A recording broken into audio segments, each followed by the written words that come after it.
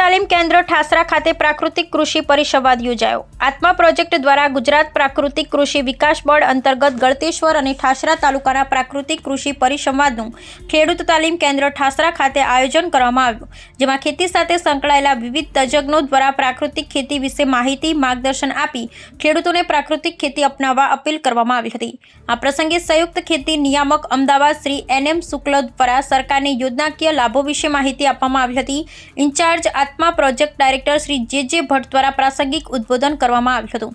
દેથલી કૃષિ વિજ્ઞાન કેન્દ્રના વૈજ્ઞાનિક શ્રી કલ્પેશભાઈએ વૈજ્ઞાનિક અભિગમથી પ્રાકૃતિક ખેતી કરતા જણાવ્યું હતું।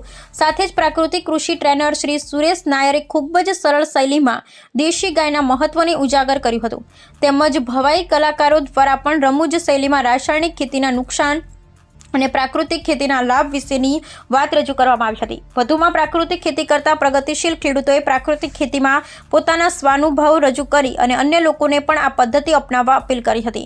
આ અવસરે પ્રગતિશીલ પ્રાકૃતિક ખેડૂતોને પ્રશસ્તિ પત્ર આપી સન્માનિત કરવામાં આવ્યા હતા।